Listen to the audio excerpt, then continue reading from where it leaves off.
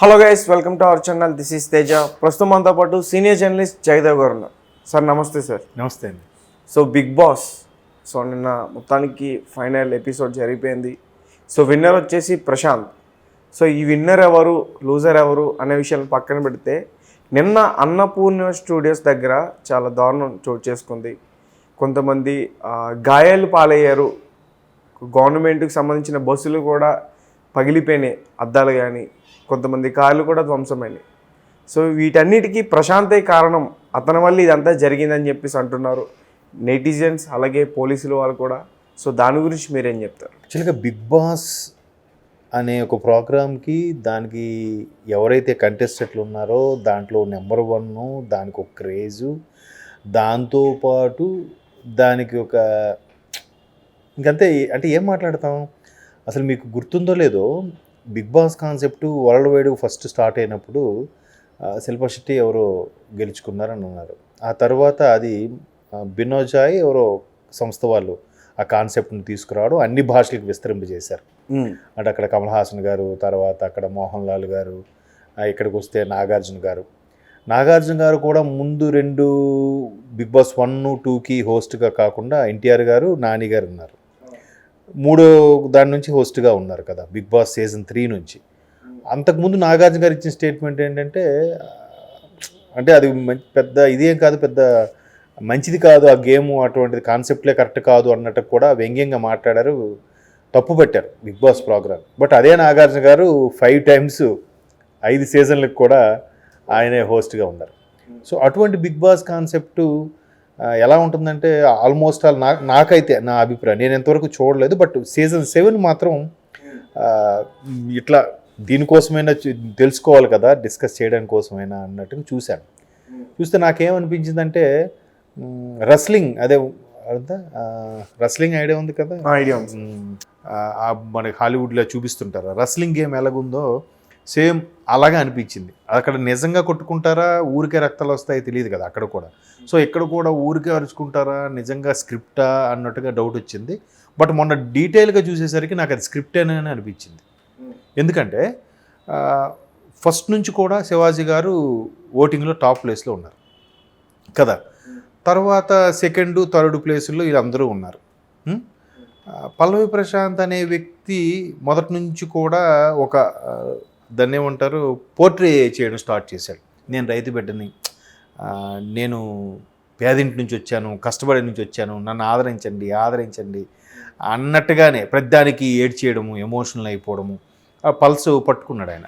శివాజీ గారు ఉన్నవల్ల ఆయన senior artist, మంచి యాక్టర్ యాక్చువల్గా శివాజీ గారు. ఆయనకి ఎందుకు సినిమాల్లో గ్యాప్ వచ్చిన విషయం పక్కన పెడితే మంచి యాక్టర్, ఈయన పట్టుకుంటూ అవుతుంది అనుకున్నాడు. ఆయన మొదటి నుంచి ఇంకా ఆయన పట్టుకుని తవ్వడమే స్టార్ట్ చేశాడు. మొన్న ఆయన ఒక కాఫీ కప్ బాటిల్ తీసి శివాజీ గారికి సీక్రెట్గా ఇస్తే నాగార్జున గారు వీకెండ్లో అన్నారు కదా, ఎందుకు ఆ గులాంగిరి అని. అంటే నువ్వెందుకు సోపు అంత మరీ గులాంగిరిలాగా ఉండాల్సిన అవసరం లేదు అన్నట్టుగా. అయితే ఈ పల్లవి ప్రశాంత్ అనేవాడు నిజంగా రైతు బిడ్డ, అసలు ఏం తెలియదు కల్చర్ అనుకున్నాడు.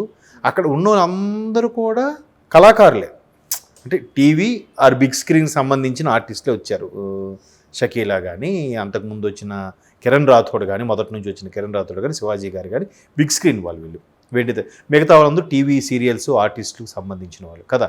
సో వాళ్ళకి ఆ డ్రెస్సింగ్, ఆ వాషు అంతా ఉన్న వ్యక్తికి ఉన్నప్పుడు ఇక్కడ కూడా ఈయనకి వాళ్ళతో పాటు ఈక్వల్గా ఆ కల్చర్ కానీ అది కానీ అలవాటు ఉండడం, అన్నీ ఎట్లా ప్రతి గేమ్లో కూడా ఎలాగా ఆడుకోగలిగాడు, చేయగలిగాడు, వాళ్ళతో ఈక్వల్గా ఎలా నిజంగా వాళ్ళంత పాషు హై కల్చర్గా ఉన్నవాళ్ళు, ఈయన ఏమీ లేనోడనే కదా అందరూ ఈయనకి సపోర్ట్ చేశారు. ఆఖరికి ఆ స్క్రిప్ట్ కూడా ఆ స్క్రిప్ట్ ప్రకారం ఈయనకే గెలిపించారు కదా.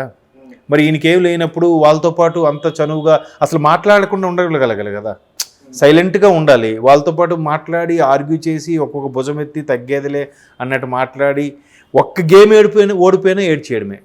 మిగతా వాళ్ళందరూ అలా చేయలేదుగా. మొదటి నుంచి నేను రైతు బిడ్డ నాకు బాగా చూడండి, నాకు బాగా చేయండి అనే బాగా ఎలివేట్ చేశారు. చూసిన వాళ్ళు కూడా అవునరా పాపం కరెక్టే, కానీ ఆడి అన్ని రకాలుగా టాలెంట్ ఉంటే వాడికి ఇవ్వాలి.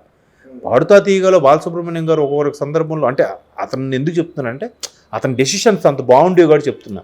ఇప్పుడు ఒకడికి ఫైనలిస్ట్గా ఫస్ట్ ప్రైజ్ వచ్చింది, రెండోసారి కూడా వాడికే వస్తే అరే వీడికి వచ్చింది లాస్ట్ టైం వచ్చింది వీడికి వద్దు వాడికి ఇద్దామని అంటారా? అలా అనడానికి లేదు. ఎందుకు లేదని అంటే ఈసారి కూడా ఆడే బాగా చేశాడేమో కదా. అలాగే అరే వీడేం లేనోడరా, వీడు బాగా పేదవాడరా, వీడు రైతు కుటుంబం నుంచి వచ్చాడరా అని ఆడికి ఇచ్చేస్తారా? కాదు కదా.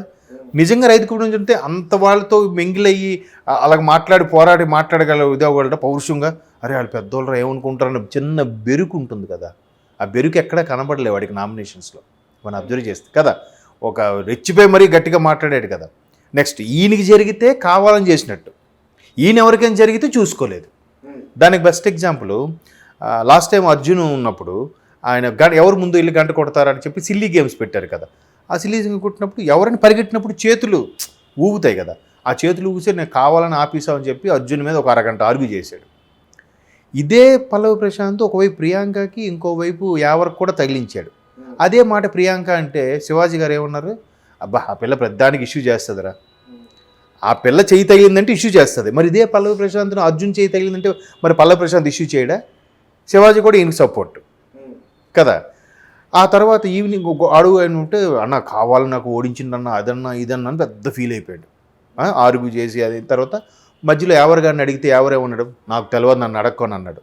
తర్వాత ఈవినింగ్ మాట్లాడితే అర్థమైంది అంటే వీడు పల్లవి ప్రశాంత్ గారు ఎవరిగాడు కూడా వెనక్కి నెట్టాడంట వీడు విన్ అవ్వాలని.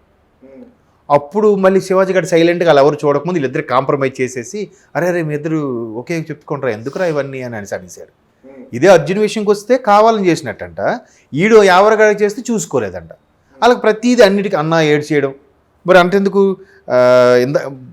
నిన్న కూడా అనౌన్స్ చేసే ముందు అందరూ జస్ట్ 10 minutes 20 minutes గ్యాప్లో కదా బయటకు ఎలిమినేట్ అయ్యారు టాప్ 6లో.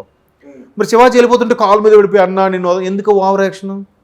10 నిమిషాలు అయితే నువ్వు వచ్చేస్తావు కదా, కలుస్తావు కదా అన్న వెళ్ళిపోకే అంటే ఇంకా డౌట్ ఎక్కడ అమర్గాడు గెలిచేస్తాడో అనే కదా. ప్రతిదీ రైతు బిడ్డ అయితే మరి శివాజీ నాగార్జున గారు అన్న నిజంగా రైతు బిడ్డ మొదటి మొక్క నువ్వు ఎందుకు వదిలేసావు? పోయింది కదా మొదటి మొక్క, పోతే కదా రెండో మొక్క ఇచ్చారు. మరి ఆ మొదటి మొక్క మీద ఏం కాన్సన్ట్రేషన్ ఏం లేదు. నెక్స్ట్ ఆయన ఫస్ట్ సీజన్ సెకండ్ సీజన్ నుంచి ట్రై చేస్తూ వస్తే ఎలాగైనా బిగ్ బాస్లోకి వెళ్ళాలని ఆ వ్యూవర్షిప్ పెంచుకొని వాళ్ళకి వీళ్ళకి ట్రై చేసి వచ్చిన సందర్భం అయింది కదా. అవును, బిగ్ బాస్కి రావాలనే వచ్చాడు కదా. నేనేదో నా క్యాజువల్గా నా పని నేను రైతు బిడ్డగా పని చేసుకుంటూ వచ్చి బిగ్ బాస్ని రమ్మని పిలిచారా? లేదు కదా. ఫెమిలియర్ అయిన తర్వాత పిలవలేదు కదా. ఈయన ఎలాగైనా వెళ్ళాలని ఫెమిలియర్ అయ్యాడు కదా. అదొకటి. సో ఇంకోటి ఓటింగ్లో 60-70,000 ఓట్స్తో శివాజీ గారు మొన్నటి వరకు ఫస్ట్ ప్లేస్లో ఉన్నారు. ఈయన సెకండో థర్డ్లో ఉన్నాడు. ఒకేసారి 1 lakh పైన ఎలా గెలిపాయి? పోనీ వెళ్ళాయి. అప్పుడు సెకండ్ ప్లేస్లో ఎవరున్నారు ఓటింగ్ ప్రకారం? శివాజీ గారు ఉన్నారు. మరి రన్నరప్ అమర్దీప్ ఎలాగయ్యారు అంటే ఇది ఒక బౌండెడ్ స్క్రిప్ట్. ఎవరు ఎప్పుడు ఏది ఆరాలి, మీరు రైజ్ అవ్వాలి, ఇక్కడ ఇది మాట అనాలి, ఇది అనాలి, అది అనాలి కదా. అంటే ఇది ఒక చెప్తున్నాను కదా, ఇదంతా బౌండెడ్ స్క్రిప్ట్ని మనం చూసేవాళ్ళకి ఉండాలి. అది మనం కూడా ఓ అబ్బా సూపర్ వీళ్ళు ఎలిమినేట్ అయ్యారా, వీళ్ళకి ఓటేస్తారా. నెక్స్ట్ యావర్ గారిని తీసుకొచ్చారు. యావర్ అనే వ్యక్తికి తెలుగు రాదు. ఆయన సినిమాకి సంబంధించిన కాంటెస్ట్లోనూ సినిమా పాటలకు సంబంధించిన కాంటెస్ట్లోనూ కూడా ఎక్కడ ఒక పార్టిసిపేషన్ లేదు కదా. మరి ఆయన ఎక్కడో వెనక్కి వెళ్ళిపోవాలి కదా. ఆయన ఎలా ముందుకు తీసుకొచ్చారు? నెక్స్ట్ శివాజీ గారు చేయి నొప్పి అని చెప్పి చాలా గేమ్లు ఆడలేదు. అన్నిటికీ సంచాలకులు ఎంపైర్. మరి ఆయన మైండ్ గేమ్ ఆడితే ఆయన ముందుకు తీసుకొచ్చేస్తారా చెప్పండి? ఓన్లీ ఓటింగ్ ప్రకారం అయితే. ఇంకోటి నయని అనే అమ్మాయిని తీసుకొచ్చారు మధ్యలో ఎంట్రీ కింద. ఆ అమ్మాయిని ఒక 1 week ఉంచారు. ఆ అమ్మాయి బాగా ఆడలేదా? చాలా యాక్టివ్గా ఆడింది. ఆ అమ్మాయిని ఎందుకు మీరు తీశారు? నెక్స్ట్ రతిక తేజ అని ఇద్దరు ఎలిమినేట్ చేసేటప్పుడు తేజ గారిని తీశారు. తేజ గారికి బెటర్ రతిక కన్నా బాగా ఆడాడు కదా. మరి అక్కడ రతిక నుంచి తేజని ఎందుకు తీసేశారు? నిన్న టాప్ 6లో అర్జున్ ఫస్ట్ వెళ్ళిపోయే పర్సనా చెప్పండి? కాదు కదా. నేను ఇదే క్వశ్చన్ ఒక సీనియర్ అనలిస్ట్కి అడిగితే ఆయన మధ్యలో వచ్చాడు సార్. మధ్యలో వస్తే అదేం క్వశ్చను? మధ్యలో వస్తే బాగా ఆడలేదా? మధ్యలో ఎంటర్ చేసింది ఎవరు? మీరే కదా, బిగ్ బాసే కదా, అండ్ మీ టీమే కదా ఎంటర్ చేసింది. ఎంటర్ చేసినప్పుడు మధ్యలో వస్తే ఆడు బాగా ఆడితే ఆడికి ఇవ్వకూడదా? మొదటి నుంచి ఉన్న వాళ్ళకి ఇవ్వాలా? ఇది వాళ్ళప్పుడు ఎంటర్ చేయొద్దు, ప్రయారిటీ ఇవ్వద్దు, అంతే కదా. సో ఇవన్నీ కూడా ఎలా అనిపిస్తుందంటే ఒక రకమైన ఇది పక్కన పెట్టండి. వీళ్ళకి మళ్ళీ క్రేజ్ అంట, అక్కడికి వెళ్ళి కలవడం చేయడం, బస్సులు కార్లు అద్దాలు పగలగొట్టడము, వాడి కోసం క్రేజీగా ఇది అవ్వడము. ఎందుకు అలాగా? పిచ్చి ఉండదు కానీ పిచ్చా ఉండకూడదండి. నెక్స్ట్ లెవెల్కి వెళ్ళిపోతుంది. అంటే లేదా ఆయనే మొబిలైజ్ చేశాడు అలా ఊర్లో వాళ్ళ నాన్నకి చెప్పి ఒరే రండిరా మొత్తం హంగామా చేయండి అని చెప్పాడా? ఓ రైతు బిడ్డకి అంత ఫాలోయింగ్ చేస్తాడా? నిజంగా రైతు బిడ్డ సామాన్యంగా వచ్చినోడైతే అంత ఫాలోయింగ్ ఉంటుందా? ఇప్పుడు అన్నా హజారే లాంటి వ్యక్తులు సామాజికవేత్తలు కాముగా ఉండి ఆఖరికి ఒక నేషనల్ మీడియా అంతా ఇప్పటి నుంచో పోరాడితే నేషనల్ మీడియా కవర్ చేశాక తెలిసింది అన్నా హజారే లాంటి వ్యక్తులు. ఇప్పటికీ అనాథాశ్రమంలోకి వాటికి సేవ చేసేవాళ్ళు ఇప్పటికీ సైలెంట్గా ఉన్నారు, చేసుకుంటూ వాళ్ళందరూ ఫెమిలియర్ ఎలాగయ్యారు? అవలేదే, ఎలాగయ్యారు వీళ్ళు? నేను అన్నిది ఓకే, ఆయన రైతు బిడ్డగా వచ్చాడు, ప్రతిదానికి ఏడ్ చేసి ఇలా చేయడం అంటే ఓన్లీ ఇలా చేయడం వల్ల ఆయనకి హైప్ వస్తుంది, యాడ్స్ వస్తున్నాయనే ఉద్దేశమో, లేదంటే ఇంకా వీళ్ళు స్క్రిప్ట్ ప్రకారం డిసైడ్ అయ్యారో, లేదా ఇంకా ఆయన ఎవరితో చెప్పించాడో తెలియదు, కానీ ఆయనకి హైలైట్ చేశారు కదా. గ్రూపులు అన్నారు. శివాజీ గారు, యావర్ గారు, ప్రశాంత్ ఒక గ్రూపు, మళ్ళీ ఇప్పుడు వాళ్ళ ముగ్గురు ఒక గ్రూపు. తప్పేముంది? వీళ్ళు ముగ్గురు అయితే గ్రూప్ కాదు, వాళ్ళ ముగ్గురు అయితే గ్రూప్ అంట. వేరియేషన్. ఇప్పుడు జెన్యున్గా జడ్జిమెంట్ అందరికీ ఇవ్వండి కదా, అందరికీ ఇచ్చినప్పుడు ఒకేలాగా ఉండాలి. మళ్ళీ ఉల్టా పల్టా, యాక్చువల్గా అది పదం పుల్టా ఏంటండి? డిఫరెంట్గా ఉన్నాను వాడారు, ఏదో పెట్టారు, అంతే కదా. మరి అలాంటప్పుడు తక్కువ ఓటింగ్ ఉన్న వాళ్ళు మళ్ళీ ఎంటర్ చేశారు కదా. మరి నాకు అన్నీ అనిపించేది ఏంటంటే వీళ్ళు ఫ్యాన్స్ రేటింగ్ ఓట్స్ కాదు, వీళ్ళు డిసైడెడ్, వీళ్ళు స్క్రిప్ట్ ఏదైతే ఉందో దాని ప్రకారం చేశారేమో అనిపించింది నాకైతే. అంటే నేను సీరియస్గా అనుకున్నది శివాజీ గారికి కానీ, అర్జున్కి కానీ, అమర్దీప్ కానీ, వీళ్ళ ముగ్గురికి ఎవరికి వస్తుంది అనుకున్నాను లాస్ట్ వరకు. ఎందుకంటే అర్జున్ ఒక దగ్గర బలప్రయోగం బాగా చేసేసరికి అక్కడ ఏడ్చేసాడు ఎవడు, ప్రశాంత్ గారు. మరి మిగతా ఈ గెలిచిన దగ్గర మిగతా వాళ్ళు ఏడ్చి ఎలాగో పబ్లిసిటీ చేసుకున్నారా, నేను ఓడిపోయాను నాకు ఎందుకు ఓవర్ యాక్షన్, అంతే కదా. గేమ్ లాగా ఆడినప్పుడు అప్పుడు ఇది స్పోర్ట్. ఇప్పుడు ఆస్ట్రేలియా వాళ్ళు మనం ఎందుకు తిట్టుకుంటామండి? వాళ్ళు గేమ్ లాగా ఆడలేదు, తట్టుకోలేరు, ఓడిపోతే మైండ్ గేమ్ ఆడుతారు క్రికెట్కి వెళ్ళే ముందు. మరి ఇది కూడా అలాగే మైండ్ గేమ్ ఆడుతున్నారు, జనాలందరూ అట్రాక్ట్ చేసుకోవడానికి ఏడ్ చేసి ఆడినట్టే అనిపించింది నాకు.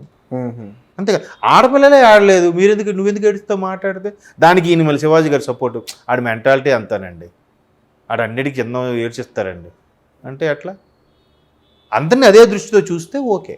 మొదట్లో శివాజీ గారికి బాగా నచ్చింది, ఇది జెన్యున్గా ఇందులో పోయేదేముందిరా అన్నట్టుగా అన్నారు. కానీ తర్వాత ఈ ప్రశాంత్ గారికి ఫేవర్గా ఉండడం మరి కదా, వీళ్ళు నామినేషన్ వేసుకునేవారు కాదు, ఓన్లీ వీడికే వేసేవారు.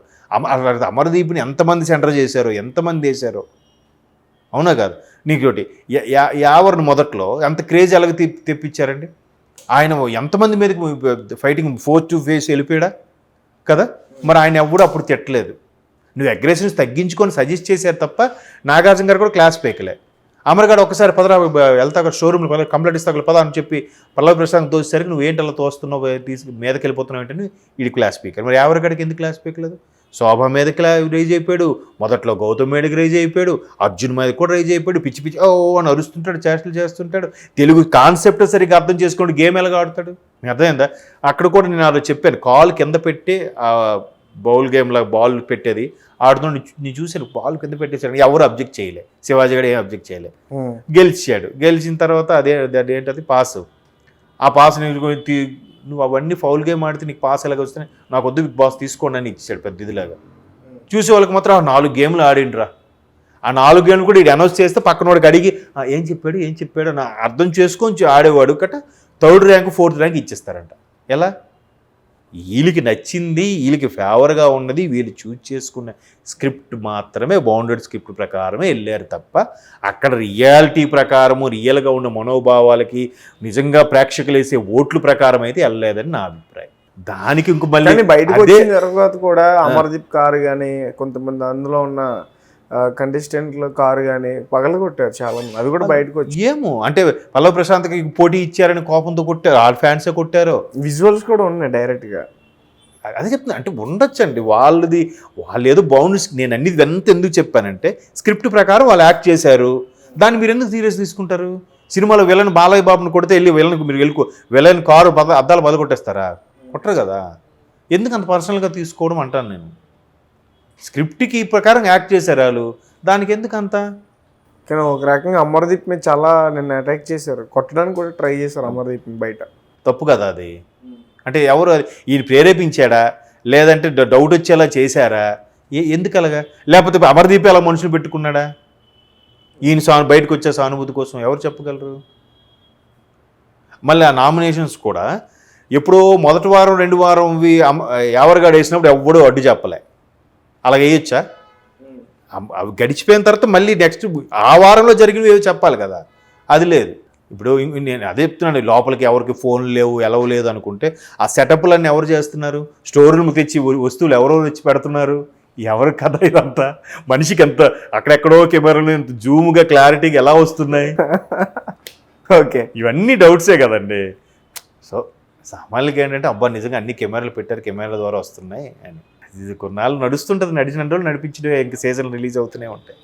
Okay sir. ఏమో ఇలా మాట్లాడతాం, నెక్స్ట్ సీజన్ నాకు పిలుస్తారేమో, అప్పుడు నేను తప్పదేమో, ఎవరు చెప్పగలరు. కానీ ఏదైనా పర్సనల్గా తీసుకోకూడదు, అది నేను అనేది. నిన్ను కూడా ఆర్టీసీ బస్సులను కూడా పగలగొట్టేశారు, పోలీసుల మీద కూడా రాళ్లతో దాడి చేశారు, చెప్పులతోటి రాళ్లతో. అది చాలా తప్పు అని నాకు అనిపిస్తుంది. అదే అండి, పర్సనల్గా తీసుకోకూడదు. ఇష్టం ఉండొచ్చు, పిచ్చి ఉండొచ్చు, పిచ్చా ఉండకూడదు. అంటే నెక్స్ట్ లెవెల్, అది వేరే లెవెల్. అది అర్థమైందా? సినిమా రిలీజ్ రోజు చూడాలనుకున్న తప్పు లేదు, సినిమాలో హీరో చచ్చిపోయాడు కదా నేను తెర చింపేయడం తప్పు. ఓకే, అర్థమవుతుందా? రిలీజ్ రోజు చూడు పిచ్చి, ఓకే, మా హీరోని చంపించాడరా డైరెక్టర్ అని చెప్పి బయటకు వచ్చి డైరెక్టర్ని బండ బూతులు తిట్టడం, తెర చింపేయడం, సీట్లు తగలబెట్టేయడం, అది తప్పది. Okay, thank you so much sir.